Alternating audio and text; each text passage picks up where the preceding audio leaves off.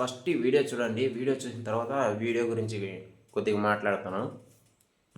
మన పవన్ అన్న deputy CM అయ్యాక గొల్లప్రోలు నేషనల్ హైవే దగ్గర 20 ఎకరాలు 70 సెంట్లు కొన్నాడు. మళ్ళీ ఇప్పుడు ఇంకొక 3 ఎకరాలు కొన్నాడు. పవన్ అన్న ఎక్కడి నుంచి వస్తున్నాయి పవన్ అన్న నీకు ఇన్ని డబ్బులు? పోనీ నువ్వు చేసిన సినిమాలు సూపర్ డ్యూపర్ హిట్ అయ్యి 1000 కోట్లు సంపాదించేసి ప్రొడ్యూసర్ ఏమన్నా ఇచ్చాడా అనుకున్నావు అనుకో, కానీ ప్రొడ్యూసర్ అక్కడ చూస్తే నెత్తిని తడిగొడ్లు వేసుకొని ఉన్నారు. పోనీ సినిమాకి వచ్చిన రెమ్యునరేషన్ తో కొనుక్కున్నాడా అనుకుంటే నువ్వు ఆల్రెడీ ఆ రెమ్యునరేషన్ 5 ఏళ్ళ ముందే తీసుకొని నీ పార్టీ కోసం ఖర్చు పెట్టేసి ఆ తర్వాత నడపలేక చంద్రబాబుతో పొత్తు పెట్టేసి పోనీ జనసేన పార్టీ డబ్బులు ఏమన్నా తీసుకున్నావా పవన్ అన్న ఫండ్స్ నుంచి? లేదు మన చంద్రబాబు ఇచ్చిన ప్యాకేజ్ డబ్బులతో కొన్నావా? ఏదైనా నువ్వు చెప్పియాలి పవన్ అన్న, లేకపోతే నిన్ను అందరూ తప్పుగా అర్థం చేసుకుంటారు. సినిమాలు ఆడకపోయా, ప్రొడ్యూసర్లు డబ్బులు ఇకపోయా, రెమ్యునరేషన్ ఎప్పుడో ఖర్చు పెట్టేస్తేవి, నువ్వు ఆఖరికి నాకు బిజినెస్ లేవంటివి, నేను అప్పుల్లో ఉన్నానంటివి, నేను నా జీతం కూడా ఇచ్చేస్తానంటివి, అయినా నీకు డబ్బులు వచ్చేస్తే భూములు కొనేస్తావు. ఎట్ట కొనేస్తావు పవన్ అన్న? నీకెవడన్నా మా పవన్ అన్న ఇంత కష్టపడుతున్నాడని ఊరికినే ఇచ్చేస్తున్నాడా? పోనీ అటువంటి వాళ్ళు ఎవరైనా ఉంటే అందరూ చెప్పన్న పవన్ అన్న తల ఒక ఎకరా కొనుక్కుంటారు.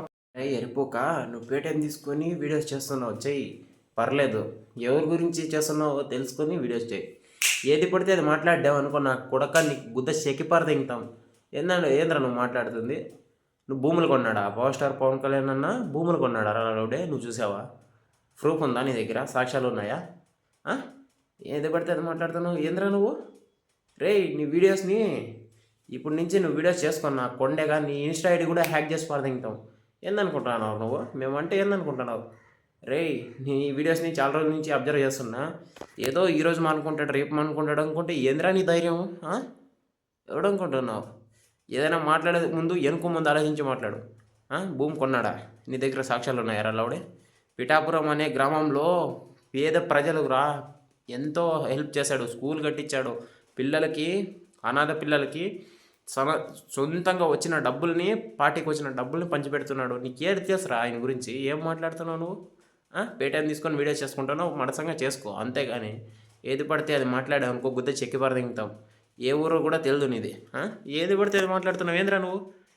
ఇంకొకసారి నీ ఇన్స్టా పేజ్లో కనుక వీడియోస్ వచ్చాయనుకో, నాకు కొండగా నీ ఇన్స్టా ఐడి హ్యాక్ చేసేది పక్కారా చెప్తాను చూడు. నేనే హ్యాక్ చేపిస్తా, తర్వాత నీ ఇష్టం.